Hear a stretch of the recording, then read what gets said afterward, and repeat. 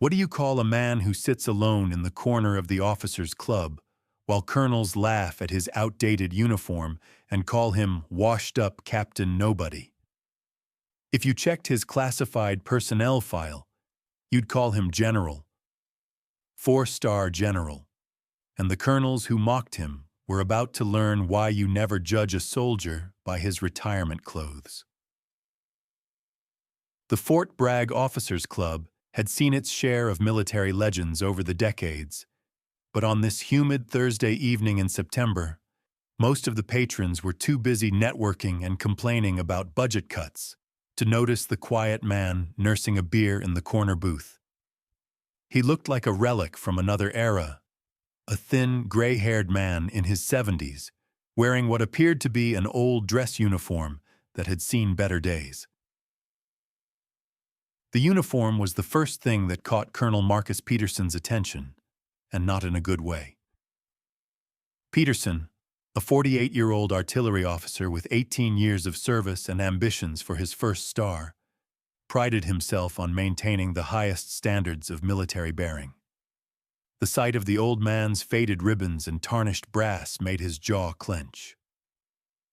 "Look at this guy," Peterson muttered to his dining companions, Colonel Sarah Martinez and Colonel David Chen. Both were his contemporaries, mid-career officers who had climbed the ranks through a combination of competence, politics, and careful networking. Some people just don't know when it's time to hang up the uniform. Martinez followed his gaze and shook her head dismissively. Probably one of those guys who never made it past company command, but still tries to relive his glory days. I bet he tells everyone war stories about back in his day. The old man seemed oblivious to their scrutiny, methodically working his way through what appeared to be his first beer of the evening. His posture was straight, despite his age, and his eyes held a distant quality that suggested he was somewhere else entirely. To the colonels, he looked like exactly what they assumed he was, a washed-up veteran trying to recapture something that had never really been his to begin with. But here's what they didn't know. The man they were dismissing as a washed-up Captain Nobody was General Harrison Mitchell, Reticant, and his personnel file was so classified that even looking at it required security clearance most people would never possess. The faded ribbons on his chest weren't the participation trophies they assumed. They were some of the highest decorations the United States military had ever awarded. But the colonels were about to learn this in the most humiliating way possible. Colonel Chen, who had been drinking steadily since arriving, decided to take his colleague's mockery one step further. "You know what? I'm going to go talk to him. Bet he's got some fascinating stories about being a supply clerk in Germany or something." "Don't be cruel, David," Martinez said, but she was smiling as she said it. "I'm not being cruel. I'm being friendly." Come on, it's painful watching him sit there alone, pretending he belongs in an officers' club. Peterson laughed. "Go for it. But if he starts telling you about the time he almost got promoted to major, you're buying the next round." Chen stood up, straightened his uniform, and walked across the club with the confident swagger of a man who had never encountered anything he couldn't handle. The old man looked up as he approached, his pale blue eyes focusing with an intensity that should have been Chen's first warning that this wasn't going to go the way he expected. "Mind if I join you?" Chen asked, already sliding into the opposite booth without waiting for an answer. "I'm Colonel Chen, 2nd Artillery Brigade. Haven't seen you around here before." The old man nodded politely. "Harry Mitchell. Nice to meet you." "Harry Mitchell," Chen repeated, filing the name away for later mockery. "So what brings you to Fort Bragg, Harry? Visiting family? Reminiscing about the old days?" There was something in the old man's expression, a flicker of what might have been amusement, but it passed so quickly that Chen missed it entirely. "Something like that," Mitchell replied quietly. Chen leaned back in his seat, warming to his role as the magnanimous colonel taking pity on a forgotten relic. So, what was your MOS back in the day? Let me guess. You've got the look of a logistics guy. Supply chain management, maybe? Nothing wrong with that, mind you. Somebody's got to keep the beans and bullets flowing. Mitchell took a slow sip of his beer before responding. I did a little bit of everything over the years. Oh, a jack of all trades. Chen's voice carried just enough condescension to make his meaning clear. That's the thing about the old army. Guys like you could bounce around between different assignments without really specializing in anything. These days, we're much more focused on professional development and career advancement. From across the room, Peterson and Martinez were watching the interaction with barely concealed amusement. Peterson had his phone out, probably texting updates to other officers who would appreciate the entertainment value of watching Chen patronize some random old-timer. You know, Chen continued, completely misreading the situation. If you're interested in hearing about how the modern army works, I'd be happy to fill you in. The technology we're using now, the operational capabilities, it's nothing like what you would have seen back in your day. Mitchell nodded thoughtfully. Technology has certainly changed a lot. Exactly. Take my brigade, for example. We're running integrated fire support operations that would have been pure science fiction when you were active. GPS-guided munitions, real-time satellite intelligence, networked battlefield management systems. Chen was getting carried away with his own expertise now, gesturing expansively as he described capabilities that any general officer would have been intimately familiar with. What Chen didn't realize was that many of the systems he was bragging about had been developed under Mitchell's direct oversight during his final Pentagon assignment. The science fiction technologies Chen was describing had been Mitchell's reality for the last decade of his active service.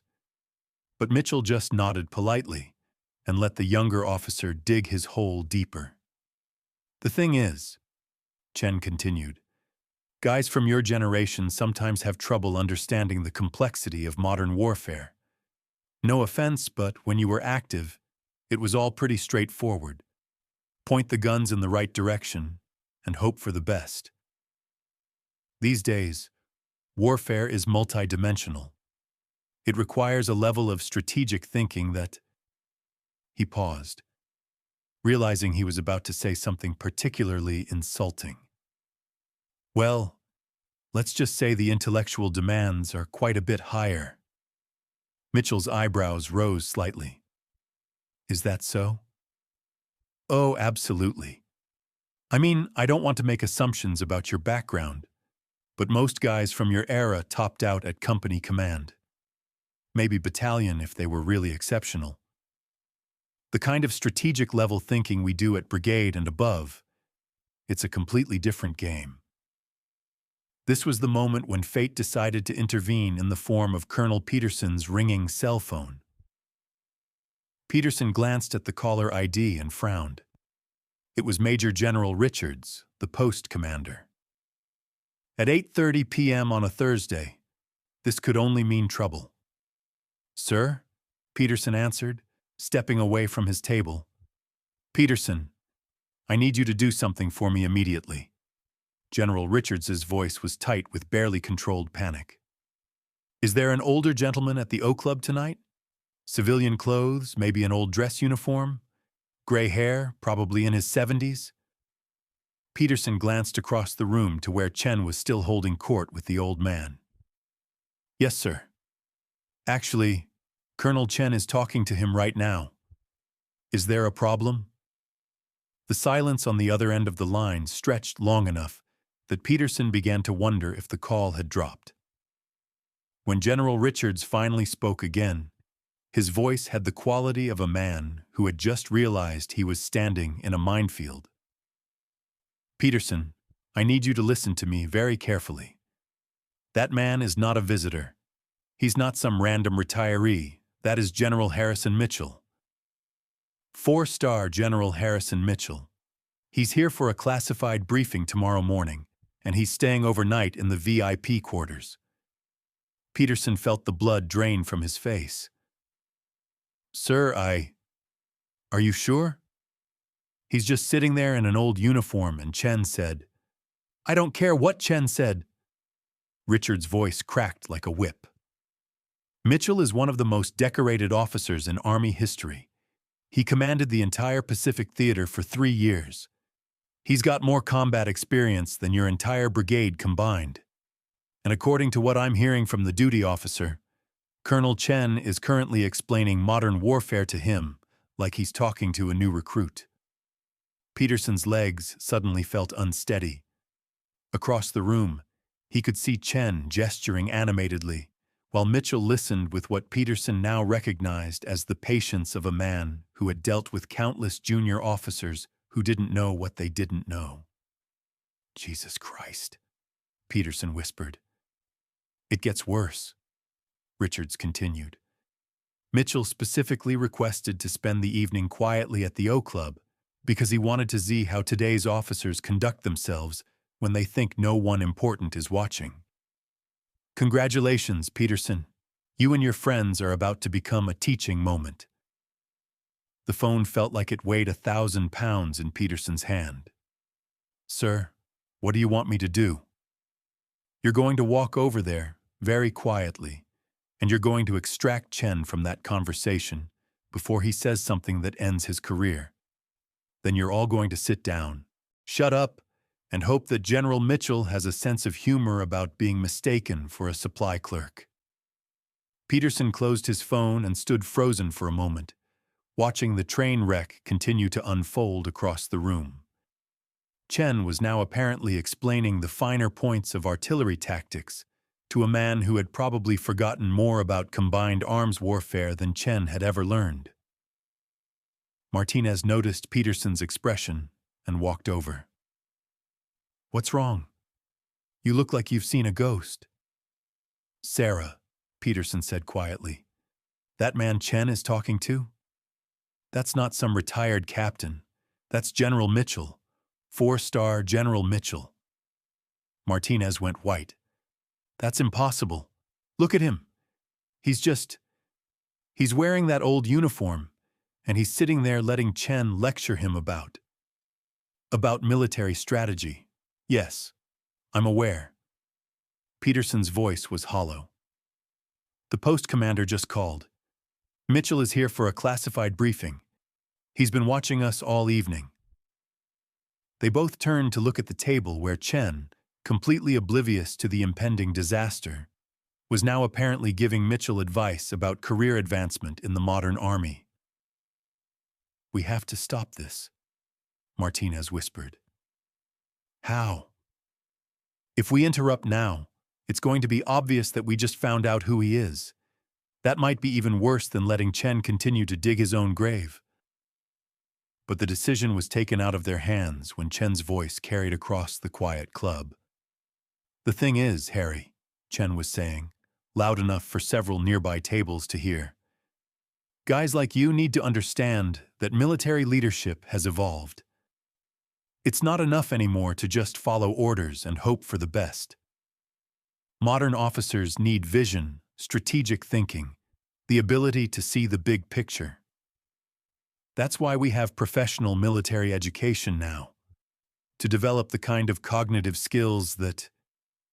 He paused, searching for a diplomatic way to phrase his next insult. Well, that might not have been emphasized in your day. Mitchell set down his beer and looked directly at Chen for the first time since the conversation had begun. When he spoke, his voice was quiet, but carried an authority that cut through the ambient noise of the club like a blade. Tell me, Colonel Chen, what do you know about Operation Thunderbolt? Chen blinked, thrown off by the sudden change in topic. I'm not familiar with that operation. Is that something from your unit's history? It was a joint special operations mission in Afghanistan, 2003. Multi-service, multinational, highly classified. The kind of operation that required, as you put it, vision and strategic thinking. Okay. Chen was clearly uncertain where this was going, but still confident in his superior position. I mean, I'm sure it was important at the tactical level, but the mission brief was 47 pages long, Mitchell continued, his voice still quiet, but now carrying an edge that made several nearby conversations stop. It involved coordination between Army Special Forces, Navy SEALs, Air Force Special Operations, CIA operatives, and British SAS units. The planning phase took 8 months. The execution window was 14 hours. Chen was frowning now, trying to figure out how a washed-up old captain would know these kinds of details about a classified special operations mission. The operation had 3 phases, Mitchell continued. Phase 1. Insertion of advanced reconnaissance teams to establish overwatch positions. Phase 2. Simultaneous strikes on 7 high-value targets across a 100-square-mile area. Phase 3. Extraction of captured intelligence assets and secured personnel. The club was getting quieter now.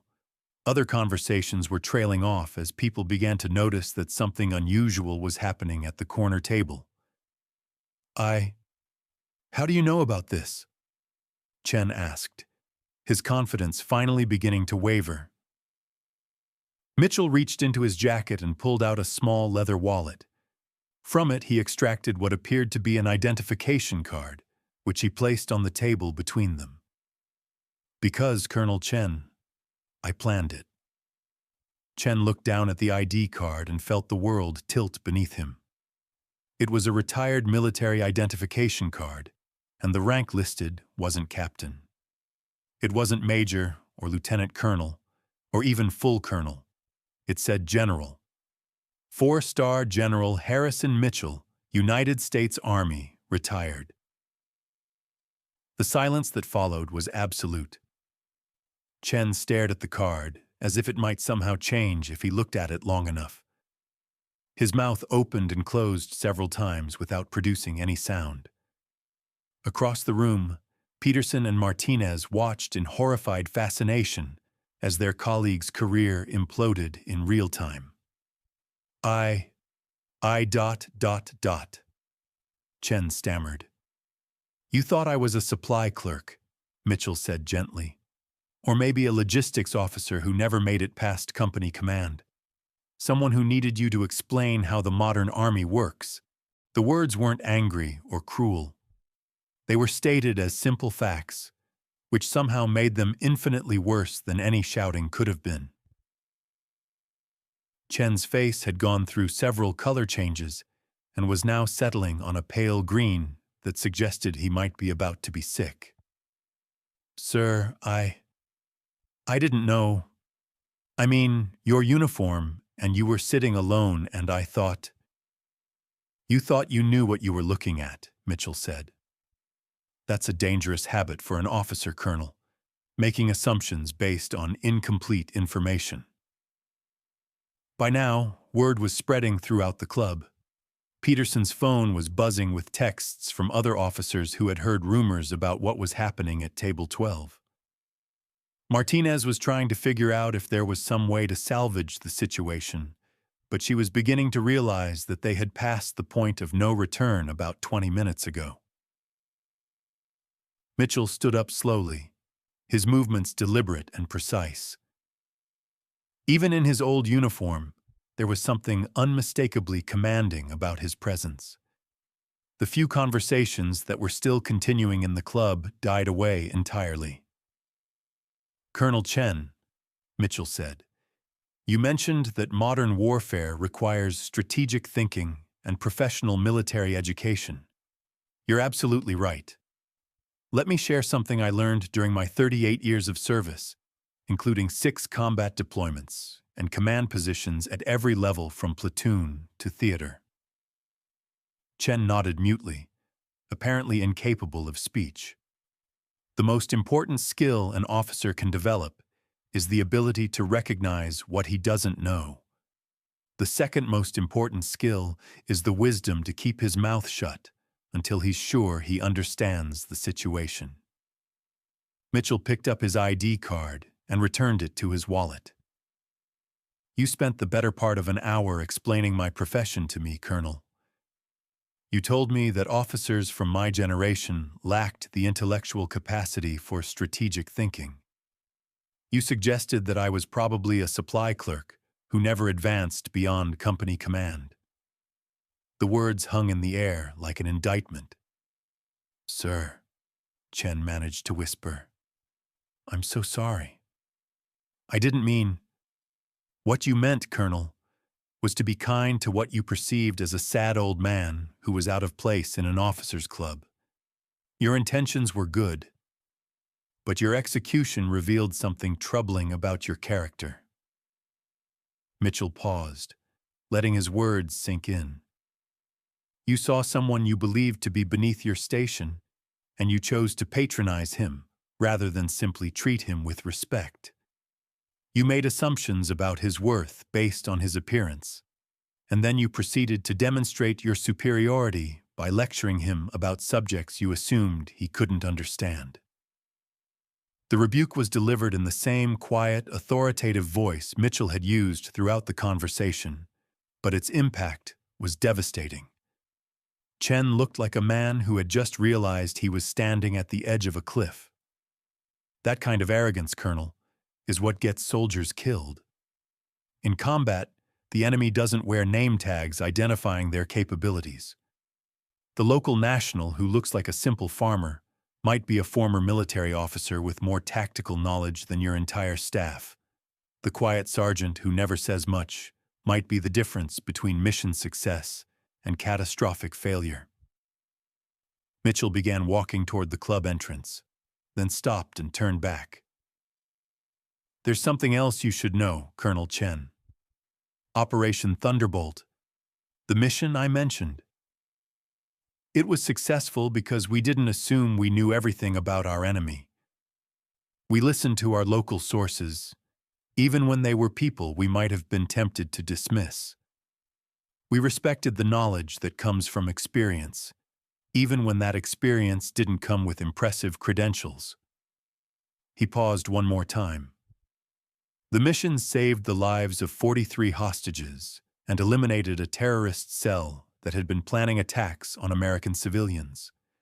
The planning and execution of that operation earned me my 4th star.